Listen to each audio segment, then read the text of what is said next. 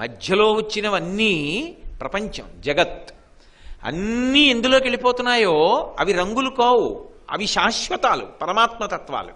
అందుకు విష్ణువు నలుపు, శివుడు తెలుపు అని సంకేతించారు. అమ్మవారు ఇన్ని రంగుల్లోనూ ఉంటుంది. గౌరిగా తెల్లగా ఉంటుంది, కాళీగా నల్లగా ఉంటుంది. ఇప్పుడు ఆమె శివుడా విష్ణువా? రెండూను. మధ్యలో ఆకుపచ్చగానూ ఉంటుంది, నీలంగానూ ఉంటుంది, ఎర్రగానూ ఉంటుంది. అంటే అప్పటికి ఎలా అవసరమో అలా కనపడుతుంది తప్ప మీకు ఉద్ధరణ కల్పించడం కోసం ఆవిడ ఏ రూపంలో కనపడి మిమ్మల్ని ఉద్ధరించాలో అలా కనపడుతుంది అంతే. నేను మీకు ఒక్క ఉదాహరణ చెప్తానండి, మీరు పట్టుకుంటారు.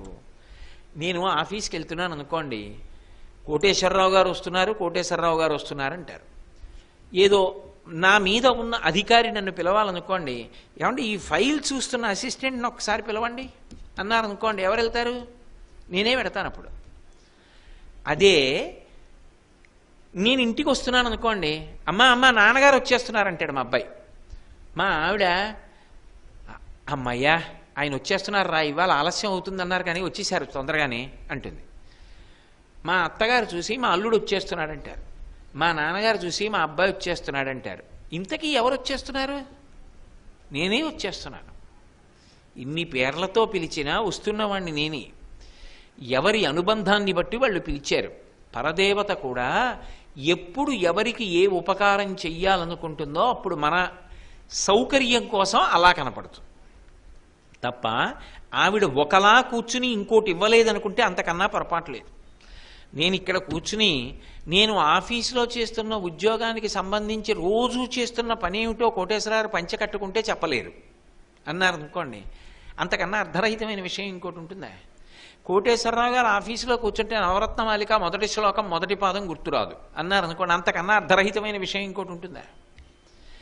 కానీ అక్కడ నవరత్నమాలిక చెప్పను, ఇక్కడ ఆఫీస్ పని చెప్పను. ఎక్కడ ఏది చెప్పాలో అక్కడ అది చెప్తాను. ఎందుకని? ఎక్కడి ప్రయోజనం అక్కడే సిద్ధింపజేయాలి. అలాగే అమ్మవారు ఏం చేస్తుందంటే మనకి ఏ ప్రయోజనాన్ని సిద్ధింపజేయాలో మన కోరికని బట్టి ఆ రూపాన్ని పొందుతుంది. అంతేకాని ఆ రూపం అలాగే ఉంటుందనుకుంటే అంతకన్నా అమాయకత్వం లోకంలో ఇంకోటి లేదు. మీకు నేను ఒక ప్రబలమైన ఉదాహరణ చూపిస్తాను. శంకర భగవత్పాదులకి లక్ష్మీదేవి ఎదురుగుండా కనపడుతోంది. ఆయన అమ్మవారిని పిలుస్తున్నారు, పిలిచి మాట్లాడుతున్నారు. గీర్దేవతేతి గరుడధ్వజ సుందరేతి శాకంభరీతి శశిశేఖరవల్లభేతి అన్నారు. అమ్మ నువ్వు గీర్దేవతేతి, నువ్వే సరస్వతివి అన్నారు. గరుడధ్వజ సుందరీతి, గరుత్మంత వాహనం మీద వెళ్ళేటటువంటి ఆయన యొక్క ఇల్లాలివి అన్నారు.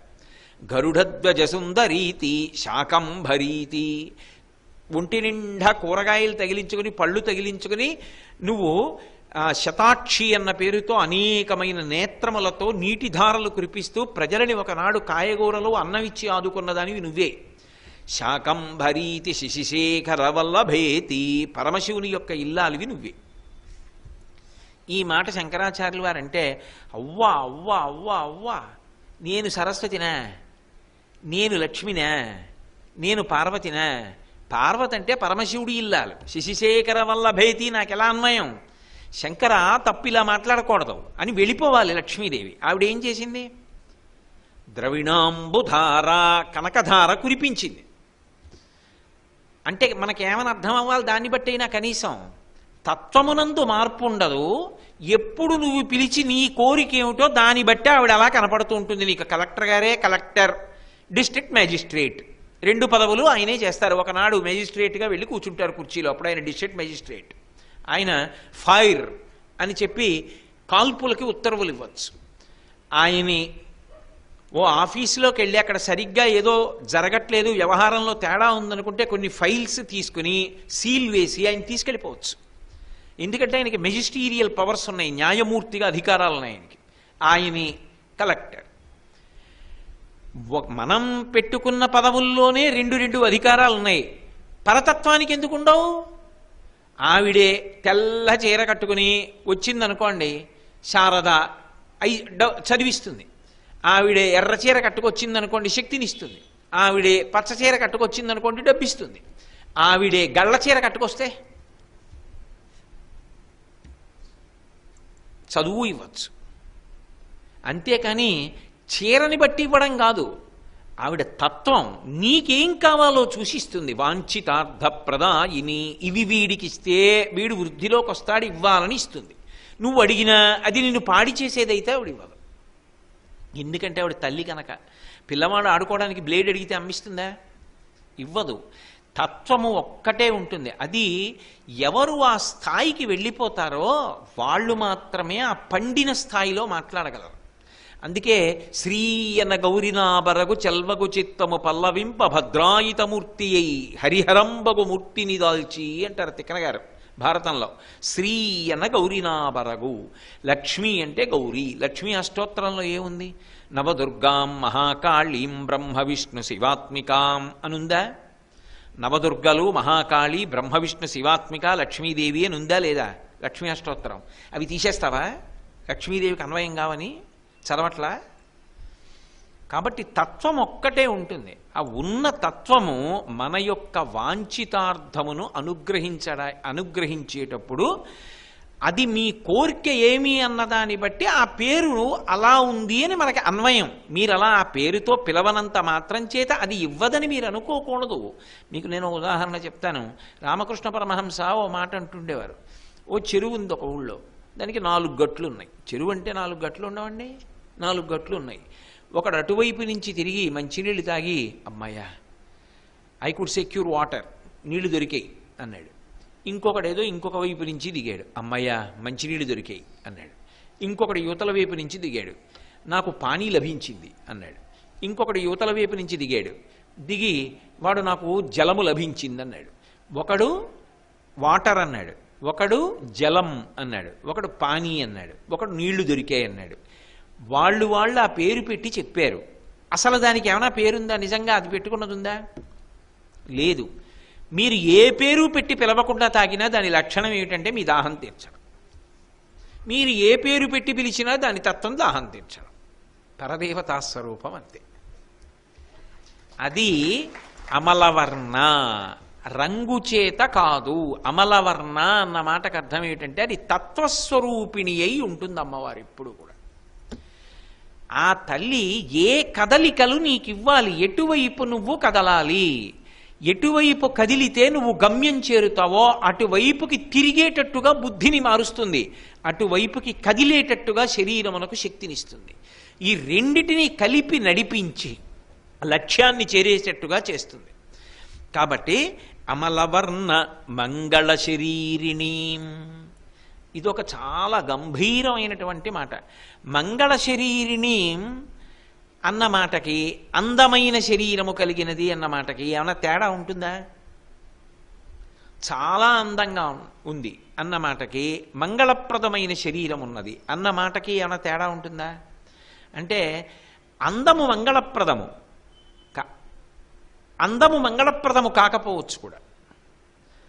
నేను మీకు ఒక ఉదాహరణ చెప్తాను. ఒక వస్తువు చాలా అందంగా ఉంది. నేను మీకు ఉదాహరణ చెప్పాలంటే, ఒక చోట నాకు తామర పువ్వు కనపడింది. ఎంత అందంగా ఉందో తామర పువ్వు అందంగా ఉండదండి, చాలా అందంగా ఉంటుంది తామర పువ్వు. నేను ఆ గట్టున కూర్చుని ఆ నీళ్లలో తామర పువ్వును అలా ఒక గంట సేపు దాని యొక్క ఆ దళాలు, దాని మధ్యలో ఉన్న కర్ణిక మీద ఉన్న కేసరాలు, దాని చుట్టూ ఉన్నటువంటి ఆమరిక, దానికి ఉన్నటువంటి తూడు, ఆ నీళ్లు, ఇవన్నీ ఒక గంట సేపు అలా చూశాను, వెళ్ళిపోయాను. ఏమిటి పొందాను? అందాన్ని అనుభవించాను, కాసేపు సంతోషించాను. చంద్రబింబం కనపడింది, అబ్బా ఎంత బాగుందో అని ఓ పడక్కుర్చీ వేసుకుని మేడ మీద ఓ 2 గంటలు అలా మబ్బుల్లోకి ఎడుతూ బయటికి వస్తూ పూర్ణ చంద్రబింబం, అందులో మచ్చ, అందులోంచి వచ్చేటటువంటి వెండి దారాల్లాంటి కాంతి, అవన్నీ చూస్తూ సంతోషించాను. ఓ 2 గంటలు అయిపోయాక కిందకి దిగి వచ్చేసాను. ఏమిటి పొందాను? అందాన్ని అనుభవించాను, కాసేపు మనశ్శాంతిని, సంతోషాన్ని పొందాను. ఇది ఉద్ధరణకి ఏమైనా పనికొస్తుందా? అంటే నాకు ఈ జన్మలో నువ్వు చాలా మంచి పని చేశావు, నువ్వు చాలా ఉత్కృష్టమైన కార్యాన్ని చేశావు, ఇది నీకు ఉత్తర జన్మలలో ఇందుకు లాభిస్తుంది అనడానికి ఏమైనా పనికొస్తుందా? పనికిరాదు. పైగా అందంగా ఉన్నవన్నీ కూడా అభ్యున్నతి కారకాలు కూడా కావు. మనసుని సంతోష పెడతాయి, కానీ అవి అభ్యున్నతి కారకాలు కావు, క్షేమకారకాలు కావు. ఒక చోట ఒక జలపాతం పడిపోతోంది. అసలు అంత దూరంలో నిలబడి చూస్తే అబ్బా అబ్బా అబ్బా అబ్బా అబ్బా, ఏమి జలపాతం రా, ఏమి పడిపోతోంది నిజంగా, ఏమి ధార, ఏమి తుంపర్లు, ఇక్కడికి వస్తున్నాయి నీటి తుంపర్లు, వేసుకున్న లాల్చీ అంతా తడిసిపోతోంది, ఓ పొగలేచినట్టు లేస్తోంది. దగ్గరకెళ్ళి కాళ్ళు పెడితే అనిపించి నేను కొంచెం దగ్గరికి ఎడుతున్నాను. ఇంకా అంత దూరంలో ఉంది జలపాతం, మిగిలిన వాళ్ళు అంత దూరంలో ఉన్నారు, నేను సంతోషంగా వెళ్ళగలనా? ఆ ధార వరవడి అది పడిపోతున్న చప్పుడు అది వినపడేటప్పటికి ఏమవుతుంది?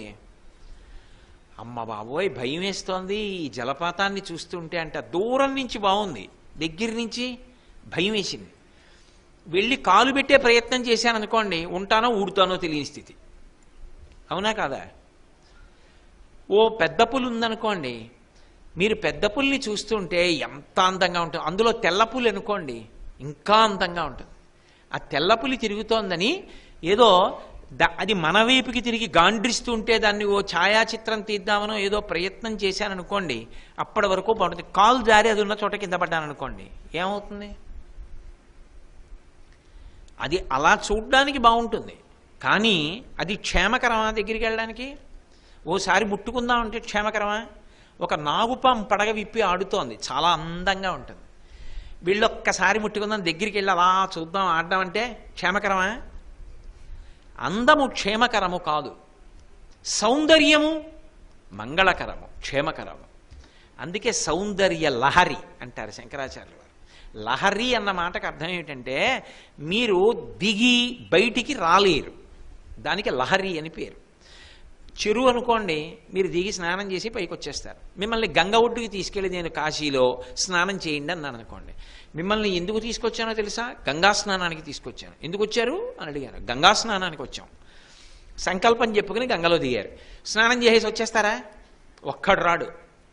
తీర్థయాత్రలకు వెళ్ళినప్పుడు ఎన్ని మాటలు మైకులో చెప్పవలసి వచ్చేది, అయ్యా రండి ఇంకా స్నానం చాలని. ఎందుకని? ఒకసారి దిగాక స్నానం చేసి పైకెక్కుదామని ఉండదు. కాసేపు కూర్చునేవాడు, కాసేపు అందులో ఆడుకునేవాడు, కాసేపు కాళ్ళు తేలేసేవాడు, వచ్చి రాని ఈత కొట్టేవాడు. అందులోకి దిగిన తర్వాత అందులో ఉండాలని, అందులోనే ఆడుకోవాలని, అందులోనే అలా తేలాలని ఒక అనుభూతి కలుగుతుంది. అమ్మ అన్న మాటకున్నటువంటి లక్షణం అది. అమ్మతనం క్షేమకరం, అమ్మతనం భద్రతతో కూడుకున్నటువంటి విశేషం. అమ్మవారి శరీరం ఉందనుకోండి, అది అందము అని చెప్పడానికి కాదు. అమ్మవారి పాదాలకున్నటువంటి గోళ్ళని మీరు అలా ధ్యానం చేశారనుకోండి, మనసులో భావన చేశారు, ఎదురుగుండానన్నా చూస్తున్నారు, మనసులోనన్నా చూస్తున్నారు, అవి ఉద్ధరణ హేతువులు, అవి బంధన హేతువులు కావు. ఒక్కొక్కచో అలా మీరు బయట ఎక్కడైనా చూస్తే అది మనసులో ముద్రపడిపోయి బంధనమునకు కారణం కావచ్చు. కానీ అమ్మ అన్న భావన చేత అది ఉద్ధరణ హేతు అవుతుంది. ఎందుకో తెలుసా? అమ్మ అన్న మాటకి అందంతో సంబంధం లేదు. ఈ సిద్ధాంతం మీరు బాగా పట్టుకుంటేనే మీకు మంగళ రూపిణి అన్న మాటకు అర్థం తెలుస్తుంది. మంగళ రూపిణి అన్న మాటకు అర్థం ఏమిటంటే ప్రేమ చేత అందం, అందం చేత ఆనందం కాదు. అందం వలన మనసు కాసేపు రంజిల్లడం కాదు, ప్రేమ చేత ఆనందం పొందడం. మీకు నేను ఒక విషయం చెప్తే మీరు దాన్ని బాగా పట్టుకుంటారు. చంద్రశేఖరేంద్ర సరస్వతి మహాస్వామి వారు ఉంటారు. మీరు ఎప్పుడైనా ఆయన వృద్ధులైపోయిన తర్వాత ఆయన పకపక నవ్విన చిత్రం చూస్తే మీకు ఆయన పళ్ళు ఒక్కొక్క పంటికి మధ్యలో ఇంతంత దూరం, కొన్ని పళ్ళు ఊడిపోయి పరమ వృద్ధులైపోయి ఆ విభూతి రేఖలు కూడా 3 కనపడవు. ఏదో ఇలా విభూతి అద్దేసుకున్నట్టు ఇంత కుంకంబొట్టు పెట్టుకుని ఆ కట్టుకున్న ఏకవస్త్రం కూడా తల మీద కొంచెం ఇలా మధ్యకి వెళ్ళిపోయి ఆ సత్యదండం పట్టుకుని ఈ ఉరప్పంజరం ఎముకలు లెక్క పెట్టచ్చు అలా బయటికి వచ్చేసి బక్క చిక్కిపోయి ఇంత సన్నటి కాళ్ళు, ఆ మోకాళ్ళు ఇంటింత మోకాళ్ళు, ఆ మోకాళ్ళు ముడతలు పడిపోయి ఆ పాదాలు ఆ వేళ్ళు ఉంటారు. ఇప్పుడు ఆయన్ని అలా చూశారనుకోండి, మీకు అలా చూడాలనిపిస్తుంది. అది అందమా? ఆయనకి ప్రపంచమంతటా పట్ల ఉన్నటువంటి ప్రేమ, వీళ్ళను ఉద్ధరించాలని ఆయన చేసిన ప్రయత్నాల వల్ల మీరు ఆయన్ని కన్నార్పకుండా అలా చూస్తున్నారా? మహాపురుషుల యందు ప్రేమ అందముగా అభివ్యక్తమవుతుంది. వారిలో ఉన్న ప్రేమ వారి అందం. అది కాలగతి యందు నశించేది కాదు. ఆయనకి 70 ఏళ్ళు వచ్చేసాయా, 60 ఏళ్ళు వచ్చేసాయా, ఆ ఆకర్షణ పోదు. ఎందువల్ల పోదో తెలుసా? అది పైగా దినదిన ప్రవర్ధమానమవుతుంది. ఎందువల్ల అంటే ఆయన ఎప్పుడు నేను ఎంతమందిని ఉద్ధరించగలను, నేను ఎంతమందికి ఉపకారం చేయగలనని ఆలోచిస్తూ ఉంటాడు. అలా ఎంతమందికి ఉపకారం చేస్తాడో ఆ భావన ఉంటుందో, ఆ ప్రేమ పైకి అభివ్యక్తమై కార్యరూపాల్ని పొందుతున్ననాడు ఆయన యొక్క శరీరము దీప్తిని పొందుతుంది. ఆ ఫోటోలు ఇంట్లో పెట్టుకుంటారు తప్ప అందము అన్నది మంగళప్రదం అనుకోండి. జ్వరం వస్తే అందం ఏమవుతుంది? ఏమైనట్టు అందం? జ్వరం వచ్చిందనుకోండి, చూస్తే భయం వేసినట్లు అయిపోతారు 4 రోజులు ఆనందం తినకపోతే. వృద్ధాప్యం వచ్చేసింది అనుకోండి, ఏమైందా అందం? చర్మవ్యాధి వచ్చిందనుకోండి, ఏమైందా అందం? 95 ఏళ్ళు వచ్చిన తర్వాత మహాస్వామి వారు మాట్లాడడం మానేసి అలా గొంతు కూర్చున్నా సరే చూడ్డానికి ఎందుకన్ని లక్షల మంది వెళ్ళేవారు కాంచీపురం. చంద్రశేఖర భారతీ స్వామిని చూడ్డానికి ఎందుకు అలా పెడతారు? భారతీ తీర్థ మహాస్వామి ఆంధ్రదేశంలో జైత్రయాత్ర చేస్తే ఊళ్ళకి ఊళ్ళు రాత్రి పగలు ఆయన ఉన్న చోటుకి ఎందుకు పరిగెత్తారు? ఏమందాం? ఆయన ఏమైనా లోటో షూ వేసుకున్నారా, లేకపోతే విమల్ సూట్ వేసుకున్నారా? ఏమీ లేదు. ఓ కాషాయం గుడ్డ ఏకవస్త్రం కట్టుకుని సత్యదండం పట్టుకు తిరిగారు. ఎందుకన్ని కోట్ల మంది చూశారు? ఎందుకన్ని కోట్ల మంది ఇళ్లల్లో వాళ్ళ చిత్తరువులు ఉంటాయి? ఎందుకు వారి చెప్తే 2 చేతులు ఎత్తి నమస్కారం చేస్తారు? అంటే లోపల వారికి ఉన్నటువంటి ప్రేమ ఉన్నదే, ఆ ప్రేమ త్యాగమునకు కారణమవుతుంది. ఆయన సంతోషంగా హాయిగా గడపచ్చు, కానీ అందరూ వృద్ధిలోకి రావాలని ఆయన తన సౌఖ్యాన్ని వదిలిపెట్టాడు. ఆ వదిలిపెట్టేసి ఆయన చేసినటువంటి త్యాగం ఉందే, ఆ త్యాగము ఆయన ఎందున్నటువంటి ప్రేమ ఆయన యొక్క అందముగా అభివ్యక్తమవుతుంది. అప్పుడు ఆయనకి ఎన్నేళ్ళు, ఆయన శరీరం ఎలా ఉంది అది చూడరు. ఆయన వంక ఓసారి చూస్తే చాలండి, మనశ్శాంతి. ఆ మహానుభావుడి కాళ్ళకొక్కసారి నమస్కారం చేస్తే బాగుండండి. జీవితంలో ఒక్కసారి ఆయన్ని చూడగలమా? ఒక్కసారి ఆయన్ని ఈ కళ్ళతో ఒక్కసారి ఆయన్ని పైనుంచి కిందకి, కింద నుంచి పైకి చూడగలమా? ఒక్కసారి ఆయన దగ్గర కూర్చోగలమా? ఆయనతో ప్రత్యక్షంగా మాట్లాడగలమా ఒక్కసారి? ఎందుకు ఆ కోరిక? ఆయన మనలాంటి మనిషేగా. మరి ఎందుకు అంత తాపత్రయం? ఆయన్ని చూడాలని ఎందుకంత తాపత్రయం? ఆయన చంద్రశేఖరేంద్ర సరస్వతి మహాస్వామి నడిచి వెళ్ళిపోతుంటే రహదారికి 2 వైపులా వెడుతున్నటువంటి బస్సులు, కార్లు, జీపులు ఆప్ చేసేసి చెప్పులు, బూట్లు, సాక్స్ విప్పేసి అందరూ రోడ్డుకి 2 వైపులా నేల మీద పడి ఉంటే ఆయన సన్యాసాశ్రమ ధర్మం ప్రకారం వాహనం ఎక్కకుండా సత్యధర్మం పట్టుకుని 94 ఏళ్ల వయస్సులో రిక్షా మీద చెయ్యేసి నడిచి వెళ్ళిపోతుండేవారు. ఎక్కడి నుంచి వచ్చింది ఆయనకి ఆకర్షణ? అంటే అది భౌతికమైన అందం కాదు. ఇంత అందంగా ఉన్నారు కాబట్టి ఆయన ఫోటోలు తీసుకున్నామండి కాదు. అది అందం కోసం తీసిన ఫోటో కాదు. ఆయన అందం ఏమిటంటే మంగళప్రదత్వం. ఆయన లోకము యొక్క హితమును కోరుతాడు. ఆయన ముఖం చూసేటప్పటికి, ఆయన ఫోటో ఇంట్లో ఉన్నా సరే చూసేటప్పటికి మనం అలా బ్రతకూడదు. ఎందుకు పెట్టుకున్నట్టు ఆయన ఫోటో ఇంట్లో? మహానుభావుడు. ఆ ఫోటో ఉన్నా సరే మనకు ఒక ధైర్యం, స్వామి ఉన్నారు మనకి అంటాం. ఇది మంగళప్రదత్వం అంటారు. ఇది అందము కాదు. అందమైతే భద్రతనివ్వాలని నమ్మకం లేదు. మీకు నేను ఇందాక ఎన్నో ఉదాహరణలు చూపించా.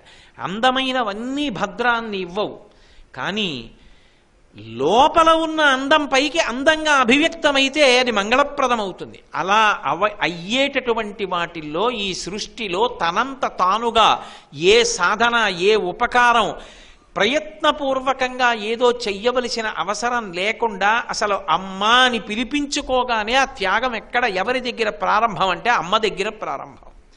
అమ్మ అన్న మాట ఓదార్పు, ప్రేమ, దయ, కారుణ్యము, ఊరట, వీటికి ప్రతీక. అమ్మ దగ్గరికి వెళ్ళాడు. అమ్మకి 96 ఏళ్ళు, పరమవృద్ధురాలైపోయింది. ఇలా చర్మం పట్టుకుంటే ఇంకా మళ్ళీ ఇలా వెళ్ళదు. స్థితిస్థాపక శక్తి పోయింది, ఆ చర్మం అలాగే నిలబడుతుంది. పళ్ళన్నీ ఊడిపోయాయి. ఆవిడ ఏమందాం? ఆయనకి ఆశీర్వచనం చేయడానికి దేశం అంతటా పిలవాలే కానీ పుట్టినరోజని ఆశీర్వచనం చేయడానికి కొన్ని వందల మంది బారులు తీరుతారు, ఆయన వెళ్ళక్కర్లేదు. ఆయన ఇంతమందిని వదిలిపెట్టి ఒక నిమిషం ఆయనకి ఖాళీ లేకుండా ఆయన్ని కలవడానికి విదేశాల నుంచి ఎందరో వచ్చి ఎదురు చూస్తున్నా దేశాధినేతలే ఉన్నా రేపొక్కరోజు మాత్రం ఢిల్లీలో వద్దులేండి ఇంకో చోట కలుసుకుందామని వాళ్ళ అమ్మగారి ఊరెళ్ళి అక్కడే ఉండి అక్కడే కలిసి అమ్మకి నమస్కారం పెట్టుకుని వచ్చాడు ఒక ఆయన. ఎందుకు ఆవిడికి నమస్కారం పెట్టడం? ఆవిడ అమ్మకి అందం ఏమిటి? అమ్మ ప్రేమ, అమ్మ అందం, అది ఆవిడ మంగళపరత్వం. అది శంకర భగవత్పాదుల యొక్క మాటలో ఉన్న గాంభీర్యం. అమ్మా ఊరట, నీకు ఎన్నేళ్ళు రాని అమ్మ దగ్గరికి వెళ్ళి కూర్చో. అమ్మ దగ్గరికి వెళ్ళి అమ్మ కుర్చీలో కూర్చుంటే అమ్మ దగ్గరికి వెళ్ళి కూర్చుని అమ్మ కాళ్ళకి దగ్గరగా కూర్చుని ఏమీ చెయ్యక్కర్లేదు, అలా కూర్చో. ఏం చేస్తుందమ్మా? తను అలా కూర్చోదు. పరమ ప్రేమతో తల మీద చెయ్యేసి తలంతా నిమిరి ఎన్ని చెప్తుందో.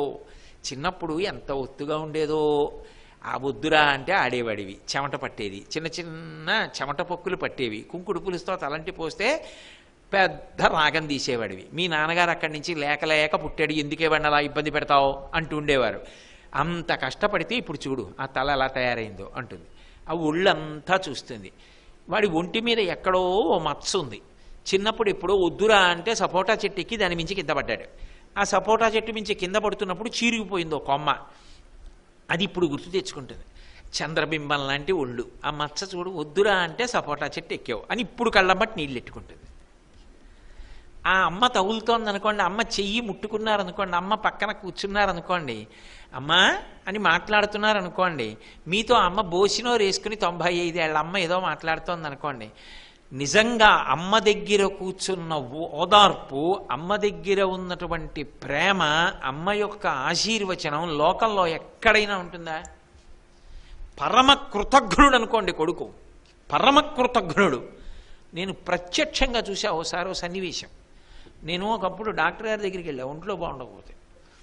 వెళ్తే లోపల ఎవరో ముఖ్యమైన వాళ్ళు ఉన్నారయ్యా, ఆయన రాగానే మిమ్మల్ని పంపించేస్తామండి అన్నారు. కూర్చున్నాను.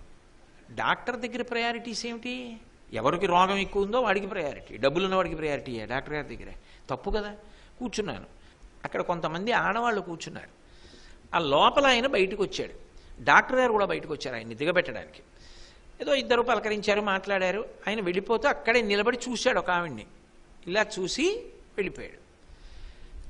ఆ కూర్చున్న ఆడవాళ్లలో ఇద్దరూ పెద్దవాళ్ళు. ఈవిడకు 65 ఏళ్ళు ఉంటే ఆ పక్కన ఉన్న ఆవిడకు 60 ఏళ్ళు ఎంతో ఉంటాయి. ఆ రెండో ఆవిడంది, ఎందుకమ్మా కొడుకు ఎన్ని నోములు నోచి ఎన్ని వ్రతాలు చేసి నా కొడుకు కొడుకు కొడుకని కన్నావు, అంత కష్టపడి భర్త పోతే ఆస్తి కూడా ఉంచుకోకుండా అమ్మేసి పెంచి పెద్దదాన్ని చేశావు.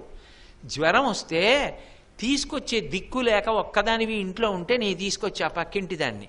కారు వేసుకొచ్చాడు, నిన్ను చూశాడు. చూసా అమ్మా ఏం ఇక్కడికి వచ్చావని అడగలేదు, వెళ్ళిపోయాడు కారులో. ఇలాంటి కొడుకు ఉంటే ఎంత, ఊడిపోతే ఎంత అమ్మా అంది. నేను ఆశ్చర్యపోయా ఆవిడ ఏమంటుందని. ఆ తల్లి అంది, పోన్లే అమ్మా ఎంతకాలం ఉంటాను అలా అనకమ్మా కఠినంగా, వాడిని అలా బతకని 10 కాలాలు, నన్ను చూస్తేనే మంచివాడా, పోన్లే అలా ఉండని అంది. అది అమ్మ అంటే.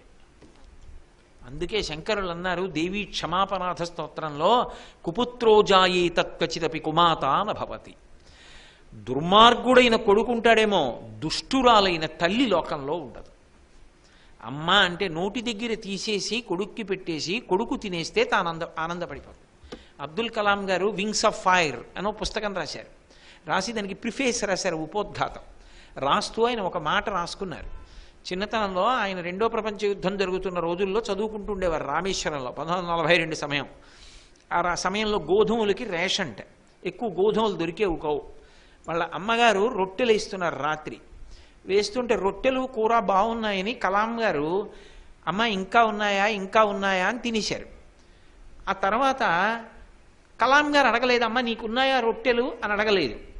కలాం గారి అన్నయ్య వచ్చాడు, ఏరా నీకు బాధ్యతగా ప్రవర్తించడం చేత కాదా, అమ్మ రొట్టెలేసింది బాగున్నాయి బాగున్నాయి అని తినేశావు, అమ్మ తినడానికి రొట్టెలు లేవు, పోనీ తీసుకొద్దామంటే గోధుమలకి రేషను, బయట ప్రపంచ యుద్ధం జరుగుతోంది, కనీసం అమ్మ తిందో లేదో చూసుకోక్కర్లేదా, అడగకుండా తినేశావే అన్నారు. పసి మనస్సు.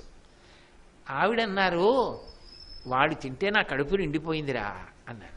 కలాం గారు రాసుకున్నారు, అమ్మా నువ్వు తినకుండా నేను తింటే చాలని ఒరే నాకు లేవురా రొట్టెలని అనకుండా నేను రొట్టెలు బాగున్నాయని పెంచి నన్ను పెద్ద చేశావు. నువ్వు పెంచి పెద్ద చేసిన ఈ శరీరము మేధస్సు దేశానికి ఎంత ఉపయోగపడాలో అంతా ప్రయత్నం చేశాను. అమ్మ there comes a final day of judgement. అంటే ఒక రోజున భగవంతుడు అంతిమమైన తీర్పు చెప్పే రోజు ఉంటుంది. నువ్వు కష్టపడి రొట్టెలు తినకుండా పెట్టి పెంచిన ఈ శరీరం ఒకనాడు నువ్వున్న చోటుకి వస్తుంది. అమ్మ అప్పుడు నీకు పరమ గౌరవంతో మళ్ళీ నీ కాళ్ళకి నమస్కరించే యోగ్యత నిలబడేటట్టుగా బతికేట్టు అనుగ్రహించని రాసుకున్నారు. అందుకు భారత రాష్ట్రపతి అయితే అన్ని కోట్ల మంది సంతోషించారు. అమ్మ అమ్మే, అమ్మ అంటే రాశీభూతమైన ప్రేమ. అమ్మతనంలో ఏమో భార్యగా గయ్యాళి కావచ్చు ఒక్కొక్కసారి, అమ్మగా మాత్రం అమ్మే. అది విచిత్రం. శ్రీ ఉమామహేశ్వర పరబ్రహ్మార్పణమస్తు. స్వస్తి.